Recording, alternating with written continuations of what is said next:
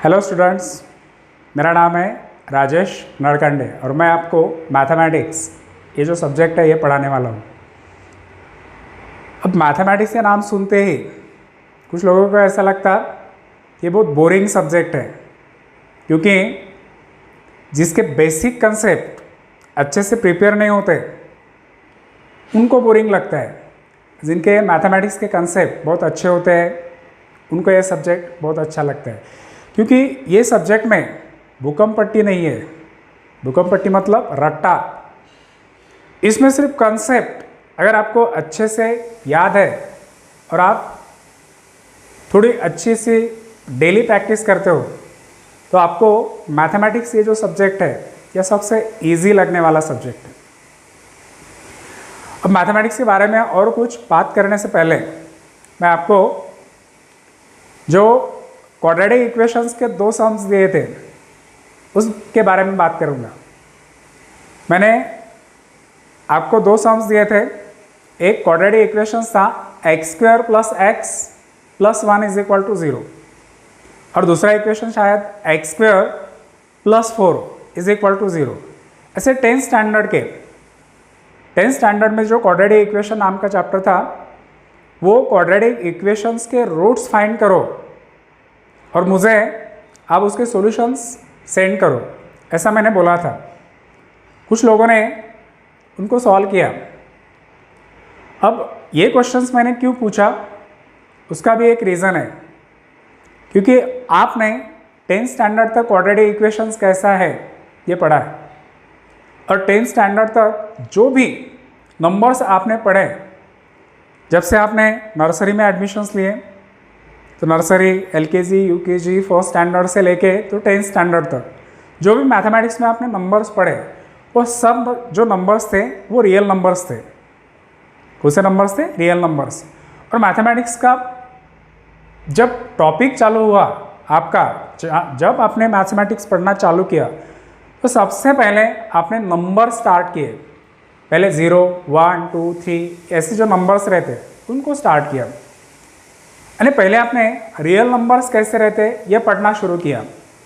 और 10th standard तक ठीक था। अब 10th स्टैंडर्ड के बाद में आप 11th स्टैंडर्ड में आ गए। अब 11th स्टैंडर्ड में आने के बाद में कुछ और नंबर्स आपको पढ़ना है जो आपको मालूम भी नहीं है। शायद 10th स्टैंडर्ड में जो क्वाड्रेटिक इक्वेशंस था ना उससे ही रिलेटेड ये पूरा जो टॉपिक है ये मैं शुरू करने वाला हूँ।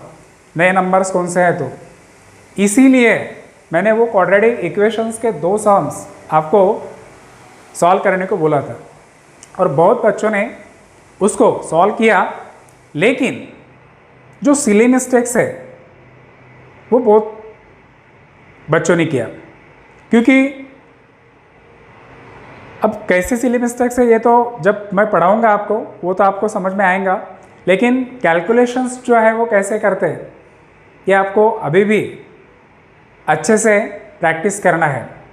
तो इनके जो आंसर्स है, जो दो क्वाड्रेटिक इक्वेशंस मैंने दिए थे उसमें का पहला इक्वेशन था x² + x + 1 = 0 और दूसरा था x² + 4 = 0। ऐसे दो क्वाड्रेटिक इक्वेशंस थे। मैं फिर से रिपीट कर रहा हूँ, मैथमेटिक्स का टॉपिक शुरू करने से पहले मैंने ये दो क्वाड्रेटिक इक्वेशंस क्यों लिए, इसका रीज़न ऐसा है कि आपको रियल नंबर के अलावा जो दूसरे नंबर्स है वो पहले पढ़ना है। जो कुछ बेसिक कंसेप्ट रहते हैं ना मैथमेटिक्स के वो पहले पढ़ना है, फिर मैथमेटिक्स के चैप्टर, फिर पेपर 1, पेपर 2 इसमें क्या रहता, उसमें पेपर 2 में क्या रहता तो मैं डिटेल्स में आपको पढ़ाऊँगा। लेकिन अभी जो नए नंबर्स आपको पढ़ना है उसके लिए मैंने ये दो क्वाड्रेटिक इक्वेशंस दिए थे। बहुत बच्चों ने सॉल्व किए, व्हाट्सएप पे मेरे को इमेजेस भी सेंड किए सॉल्व करके उसके सॉल्यूशंस कैसे हैं, तो लेकिन सभी के आंसर्स गलत हैं। शायद एक या दो स्टूडेंट्स का आंसर सही था। यहाँ पे जो क्वाड्रेटिक इक्वेशंस है ना, ये क्वाड्रेटिक इक्वेशंस के जो रूट्स है ये रूट्स रियल नंबर नहीं है। यानी 10th स्टैंडर्ड तक जो भी नंबर्स आपने पढ़े वो नंबर्स है ही नहीं। तो आपने आंसर ऐसा लिखना चाहिए था, roots of this quadratic equations are not real numbers. Roots of this quadratic equations are not real number. अब ये इक्वेशन नंबर सेकंड ले लो। इक्वेशन नंबर सेकंड क्या है, x square plus 4 is equal to 0। बहुत बच्चों ने इसको गलत तरीके से सॉल्व किया। इसको सॉल्व करते वक्त कुछ बच्चों ने ऐसा लिखा, x प्लस 2 लिखा, x माइनस 2 लिखा इज इक्वल टू 0। अब उनको लगा होगा शायद ये जो लेफ्ट हैंड साइड है इसको a square minus b square is equal to a minus b, a plus b, ये फॉर्मूला यूज करेंगे। तो ये फॉर्मूला यहाँ पे अप्लाई होता ही नहीं, क्योंकि ए स्क्वायर और बी स्क्वायर के बीच में कौन सी साइन होना, निगेटिव। यहाँ पे एक्स स्क्वायर और 4 को लिखेंगे 2 स्क्वायर, तो एक्स स्क्वायर और 2 स्क्वायर के बीच में कौन सी साइन है, पॉजिटिव साइन है। तो ये फॉर्मूला यहाँ पे कैसे अप्लाई होगा, फॉर्मूला यहाँ पे अप्लाई होता नहीं। इसलिए इस तरह से अगर आंसर निकाला भी आपने x is equal to 2 and x is equal to -2, तो आंसर गलत है, ये आंसर गलत है। फिर इसका करेक्ट आंसर क्या है, तो देखो इक्वेशन है x square plus 4 is equal to 0। इसको अगर आप 2-3 मेथड से सॉल्व कर सकते हो। एक जो मेथड है वो ऐसी है, x square is equal to 4 की साइड चेंज करो, -4, x square is equal to -4। अब x जो है वो तो रियल नंबर है और x का स्क्वायर है वो 4 है, 4 को नेगेटिव साइन है, ये नेगेटिव नंबर है।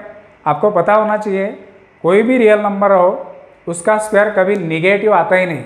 ये जो नंबर लाइन है ना, ये नंबर लाइन, ये 0, 1, 2, 3 and so on, -1, -2, -3 and so on, ये जितने भी रियल नंबर्स है, ये जो लाइन है इस लाइन को बोलते हैं रियल नंबर लाइन।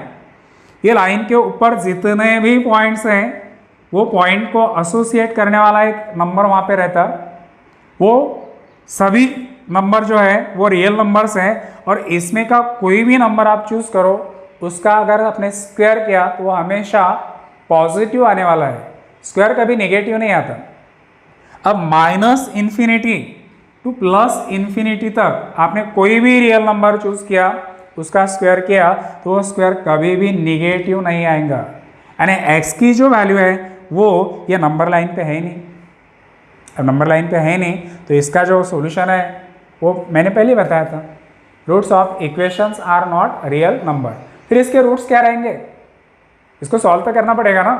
तो इसके जो रूट्स हैं वो रियल नंबर नहीं है, फिर कौन सा नंबर है, तो उसको बोलते हैं कॉम्प्लेक्स नंबर। रियल नंबर के बाद में जो नंबर आते हैं उसको बोलते हैं कॉम्प्लेक्स नंबर्स। और वो कॉम्प्लेक्स नंबर्स कैसे होते हैं, तो उसको आपको पढ़ना है। इसको आगे अगर सॉल्व किया तो टेकिंग स्क्वायर रूट, कुछ बच्चों ने लिया टेकिंग स्क्वायर रूट लेकिन गलत तरीके से लिया। अब देखो यहाँ पे टेकिंग स्क्वायर रूट, यहाँ पे आएगा x और इधर स्क्वायर रूट जब लेते तो प्लस माइनस साइन, और ये जो -4 है इसको रूट में लिखो, अंडर रूट -4, रूट -4। अब जब रूट स्क्वायर रूट के अंदर जो नंबर रहता उसको अगर नेगेटिव साइन रहती तो ये जो नंबर है ये नंबर हमेशा रहता नॉट रियल नंबर। कौन सा नंबर है, नॉट रियल नंबर। ये नेगेटिव साइन अगर यहाँ पे नहीं है, सिर्फ √4 है तो फिर रियल नंबर। लेकिन रूट के अंदर जो 4 नंबर है उसको नेगेटिव साइन है तो ये नंबर को बोलते हैं नॉट रियल नंबर। तो अगर ये रियल नंबर नहीं है तो फिर कौन सा है, तो जब जब स्क्वायर रूट में जो नंबर रहता उसको नेगेटिव साइन आते उसको नॉट रियल नंबर बोलते हैं। वही तो आपको पढ़ना है, यहीं से आपकी शुरुआत है। जो भी नए नंबर आप पढ़ोगे तो उसकी शुरुआत यहीं से है। ये होगा पहला, ये सेकंड नंबर का। अब जो दूसरा इक्वेशंस मैंने आपको लिख के दिया था इसका क्या प्रॉब्लम है, तो ये जो इक्वेशन है इसको अगर कंपेयर किया फॉर्मूला फैक्टराइजेशन मेथड से तो ये सॉल्व होगा नहीं, इसको फॉर्मूला मेथड से सॉल्व करते हैं। कंपेयर करो क्वाड्रेटिक इक्वेशन के साथ में a is equal to 1, b is equal to 1 and c is equal to 1। अब सबसे पहले डिस्क्रिमिनेंट डेल्टा निकालते हैं। डेल्टा की वैल्यू क्या होती है, b स्क्वायर -4 ac।